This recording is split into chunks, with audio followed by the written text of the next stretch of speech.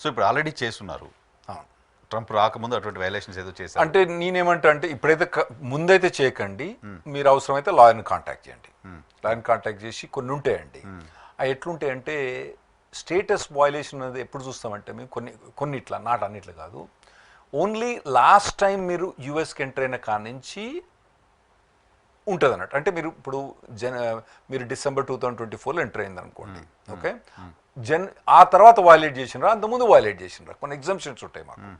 So కొందరు ఏం చెప్తామంటే అరే ఒక పని చేయరా నాయన, నువ్వు మెక్సికో పోయి రాపోరా లేదా ఇండియా పోయి రాపో, అప్పుడు ఏమవుతాయి గంగల కనుక మునితే మొత్తం మన పాపాలని లేనంటే అవన్నీ తేలిపోతాయి అన్నట్టు, కొన్ని ఉంటాయి అన్నట్టు.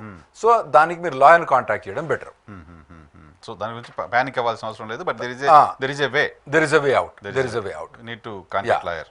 ఓన్లీ కొన్ని అన్నిటికీ సొల్యూషన్ లేదు, చాలా మటుకు సొల్యూషన్ ఏంటంటే only from last entry going forward. అంటే మీరు డిసెంబర్లో కనుక యూఎస్ ఎంటర్ అయిన అనుకోండి అంతకుముందు 3 ఏళ్ళు వైలేట్ చేసినా కూడా డిసెంబర్ నుంచి చూస్తాం మేము. అట్లా కొన్ని ప్రొవిజన్స్ ఉన్నాయి అన్నట్టు. దాన్ని ఏం చేస్తామంటే కొందరు అప్పుడు స్టేటస్ వైలేసినప్పుడు ఏం చేస్తామంటే నాయన మంచిగా మెక్సికో పోయి ఒక మార్గరేటా తాగిరారా అని చెప్తాం అన్నట్టు. బట్ తాగొస్తే ఏమైంది అవి మొత్తం అన్ని వెనకటి అన్నీ వెళ్ళిపోతాయి అన్నట్టు. ముందు చూస్తారు వాళ్ళు. వచ్చిన తర్వాత ఎప్పుడు వచ్చినావు, ఆ తర్వాత ఏం వైలేషన్ చేసినావా, చేయలేదు, అంతకుముందు నువ్వు లిక్కర్ స్టోర్లో పని చేసినా తప్పు పని చేసినా కానీ వచ్చిన తర్వాత మళ్ళీ చేయలేదని చెప్తాడు. ఓకే, అది కాస్త రిలీఫ్ ఉంటుంది. సో ఇప్పుడు నేను మళ్ళీ రిపీటెడ్గా అడుగుతున్నా, స్టెమ్ ఎడ్యుకేషన్ అయిపోయిన తర్వాత గ్రేస్ పీరియడ్ 1 year, తర్వాత extension 2 years. 1 year work permit ఉంటుంది, ఆ తర్వాత 2 years మళ్ళీ జాబ్ కోసం సర్చ్ చేసుకోవచ్చు. సో ఆ టైంని ఏమైనా తగ్గించే ఆలోచన ఉందా సార్ ఇప్పుడు? ఓపీటీ అన్నది ఫస్ట్ ఇయర్ అన్నది కాంగ్రెస్ అంటే పార్లమెంట్ పాస్ చేసింది. పార్లమెంట్లో ఏది పాస్ కాదండి, ఇట్స్ వెరీ రేర్ పాస్ కావడానికి కష్టం. That is safe. Stem extension అనేది రెగ్యులేషన్ ద్వారా వచ్చింది. నాకు తెలిసి ఇతను ఎగ్జిక్యూటివ్ ఆర్డర్ ద్వారా చేయలేడని నేను అనుకుంటానా. అసలు constitution supreme court decision legislation executive order birth right citizenship చేసిండు అంటే నా లీగల్ థియరీ మాట నేను పోతున్నా. అది దాన్ని చేంజ్ చేయాలంటే రెగ్యులేటరీ ప్రాసెస్ ద్వారా పోవాలి. ఇతను రెగ్యులేటరీ ప్రాసెస్ ద్వారా పోవాలంటే ఇతను it will take about 2 to 3 years. అయితే టార్గెట్లు ఉందా రెగ్యులేటరీ ప్రాసెస్, ఇది టార్గెట్లు ఉందా అంటే ఇది టార్గెట్లు ఉంది, స్టెమ్ ఎక్స్టెన్షన్ టార్గెట్ ఉంది. తర్వాత నెక్స్ట్ టార్గెట్ ఏంటంటే H4EAD. కొందరు లెక్క ప్రకారం 4,50,000 మంది H4EADలు ఉన్నారని కొందరు అంటారు. సరే డిస్కౌంట్ వేసిన ఒక 3 లక్షలు 4 లక్షల మంది H4EAD ఉన్నారు, అది కూడా టార్గెట్లు ఉంది. దాన్ని కూడా రెగ్యులేషన్ ప్రకారం పోవాలన్నట్టు. లాస్ట్ టైం ట్రంప్ అడ్మినిస్ట్రేషన్ వచ్చినప్పుడు దాన్ని ఆల్రెడీ లిస్ట్ పెట్టిండు, నేను తీస్తా అని చెప్పి అనౌన్స్ చేసిండు, చేసి దాన్ని పాలసీ పెట్టిండు. కానీ దాన్ని పాస్ కాకముందు గెలుస్తా అనుకున్నాడు, గెలవలేదు కాబట్టి పోయింది. ఈసారి ఇప్పుడు మాకు మార్చ్లో రెగ్యులేషన్స్లో ఏవేవి పాస్ చేస్తాడని చెప్తాడు, మాకు మొదలు చెప్తాడు అన్నట్టు. మొత్తం డ్రాఫ్ట్ ఇయ్యడు, ఆ సమరీ ఇవి టచ్ చేస్తానని చెప్తారు, ఆ లిస్ట్ ఇస్తాను. ఆ లిస్ట్ మార్చిలో చూడాలి మేము, ఏమొస్తుంది అని చూడాలన్నట్టు. H4EAD ఈ మార్చిలో వస్తుందా లేదా అంటే మళ్ళీ సెప్టెంబర్ అక్టోబర్లో పెడతాడా అన్నది చూడాలి మేము. లాస్ట్ టైం మనం ఇంటర్వ్యూలో మాట్లాడుకున్నప్పుడు ఈ ట్రంప్ ఉన్న 4 years మీరు దేశం దాటకపోతే బెటర్ అనే మాట చెప్పారు. అవునండి. సో దేశం దాటకపోతే బెటర్ అనే మాట ఎవరికి వర్తిస్తుంది? లీగల్గా యుఎస్లో ఉన్నారనుకోండి, ఇప్పుడు స్టూడెంట్ వీసా మీద ఉన్నారు మన వాళ్ళు, స్టూడెంట్ వీసా మీద నుంచి H1B వచ్చింది. వచ్చిన తర్వాత వాడు H1 మీద అక్కడ ఉంటేనేమో పర్వాలేదు, వాడు ఇక్కడ స్టాంపింగ్ వచ్చిండు అనుకోండి, ఇక్కడ వానికి వీసా వేయకపోతే అట్లుంటారండి. తర్వాత మీరు H1 మీద పోయినరు, ఇక్కడ నుంచి టాటా కన్సల్టెన్సీ ఏదో కంపెనీ నుంచి పోయినరు, ఆడ 3 years తర్వాత మీరు మళ్ళీ తర్వాత H1B ఎక్స్టెండ్ చేసుకున్నారు. ఎక్స్టెండ్ చేసుకున్న తర్వాత మీకు వీసా అయిపోతుంది కానీ అక్కడ ఉండి పని చేసుకోవచ్చు. మళ్ళీ ఇప్పుడు అనవసరంగా ఎందుకు రావాలి మీరు ఇప్పుడు?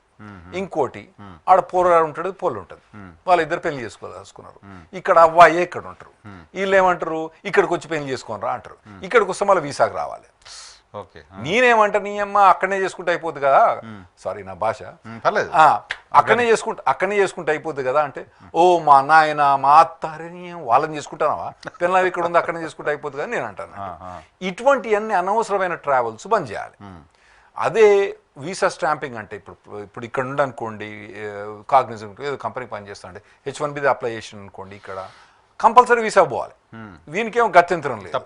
ఆ పిల్ల పోరగాడు అక్కడనే ఉన్నప్పుడు అక్కడనే పెళ్లి చేసుకుంటే అయిపోద్ది కదా, ఈ తంతంగా ఎందుకు అన్నెసరీ రిస్క్ తీసుకోవడం? అన్నెసరీ రిస్క్ తీసుకోవడం. మరి మీ అవ్వాయే కనుక వాళ్ళకు మెర్సిడీస్ కార్ ఉండి నీకు ఆడి రెడీగా పెట్టిండు అనుకో, వచ్చే నీ ఇష్టం, నా దగ్గర వచ్చి అడగకు, అంతే ఆ, ఇంకా అక్కడ మళ్ళీ అక్కడికి వెళ్ళి ఆ, అవసరం లేకపోయినా పర్వాలేదు. మీ అబ్బాయి ఇక్కడ యుఎస్లో ఇండియాలో మంచిగా సంపాదించి ఓ మంచి ఒక పెద్ద విల్లా కొని నీకు ఆర్డీ కార్డు కొని రెడీగా పెట్టిండుకొని నీ ఇష్టం వచ్చేసేయి. కానీ కామన్ మ్యాను ఒక్కొక్కరు స్కూల్ టీచర్ ఉంటారండి, వాళ్ళు ఎంత కష్టపడి పిల్లలు పంపించారు. అవును, అవును. కాకపోతే ఈ స్కూల్ టీచర్లకు అక్కడ వీళ్ళకి అక్కడ పరిస్థితి తెలియదు కదా. ఆ పోరుగాళ్ళు ఎంత కష్టపడుతారు, ఎంత కష్టపడాలి, ఇక్కడ రావాలంటే ఇక్కడ వీసా తీసుకోవాలంటే ఎంత కష్టం ఉన్నదో వాళ్ళకి అర్థం కాదు. మాకు పెళ్లి కావాలి పెద్దగా కావాలి అందరికి చూపెట్టాలి కదా. అదే పెళ్ళి అన్నది is a union between wife and husband.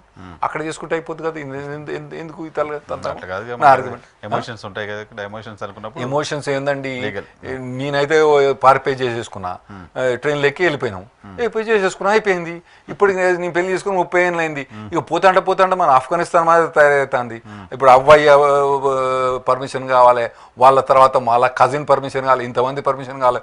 ఇంకా మా రెజ్యూమే చూస్తే ఆ రెజ్యూమేలా వాళ్ళ బావ ఎక్కడనో వాళ్ళ చిన్నాన్న ఎక్కడనో చిన్నమ్మ ఏం చేస్తుందో ఆయన పెడతాను 7 తరాలు కదా ఇప్పుడు ఆయన లెక్కలు చూస్తాను. ఇదేంరా ఆయన పిల్లని చేసుకుంటారా, నువ్వు మొత్తం ఖాందాన్ని చేసుకుంటారా, నాకు అర్థం కాదు.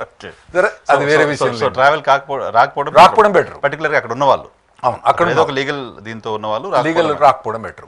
ఎందుకంటే ఇప్పుడు పెద్ద కంపెనీస్ అండి, ఇప్పుడు ఫ్యాంక్ కంపెనీస్ ఉంటాయి కదా, ఫేస్బుక్ కానివ్వండి, అమెజాన్ కానీ, ఇటువంటి కంపెనీ వాళ్ళు కూడా వస్తే వాడు 221 వచ్చి వెయిట్ చేపిస్తాను. ఆ తర్వాత ఏముంటుంది, అమెజాన్ కంపెనీ అటువంటి ఎట్లా డినై చేస్తాడు, డినై చేయరాదు కదా. సరే వాడు మొత్తం ఎంక్వైరీ చేసుకుంటాడు. 4 నెలలు 5 నెలలు అయితే వాడు అమెజాన్ ఉంటాడా, నీ ఇంకమ్మా నీ జాబ్ ఇంకొనికి ఇచ్చేస్తానా పోండి, ఉన్నది పోయింది ఉంచుకున్నది పోయింది. అటువంటి అన్నీ అవాయిడ్ చేయొచ్చు వీళ్ళు. ఎవరు భయపడాలి? స్టూడెంట్స్ అక్కడ ఉన్న వాళ్ళు ఎవరు బాగా భయపడాలి? అందరూ భయపడాలి. అందరూ ఇదివరకు ఏవైతే లాస్ ఎట్లయితే ఇమిగ్రేషన్లో ఇంప్లిమెంట్ అయినాయో అంతకన్నా చాలా స్ట్రిక్ట్గా ఇంప్లిమెంట్ అవుతున్నాయి. పర్టికులర్గా మన ఈహా టీవీలో మన క్యారియర్ గైడ్ ఉంది, మేము ఎవ్రీ వీక్ వచ్చి మేము చెప్తా అంటాము.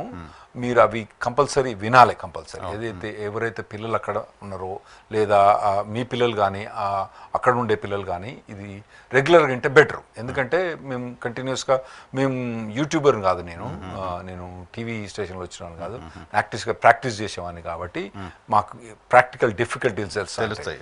తర్వాత మేము 13 ఏళ్ళ నుంచి మీకు ఫ్రీ కాన్ఫరెన్స్ కాల్ అండి, ఎవ్వరు కూడా వచ్చానా వచ్చి క్వశ్చన్ అడగొచ్చండి. మా వెబ్సైట్ పోతే ఫ్రీ కాన్ఫరెన్స్ కాల్ 13 ఏళ్ళ నుంచి ప్రతిరోజు నేను 20 నుంచి 25 మందికి ఆన్సర్ చేస్తాను క్వశ్చన్స్. వెబ్సైట్కి వచ్చి అక్కడ జూమ్ కాల్ ఉంటుంది ఆన్లైన్. అయితే ప్రతి 13 ఏళ్ళ నుంచి 20 నుంచి 25 మందికి every day only 5 days. By what time?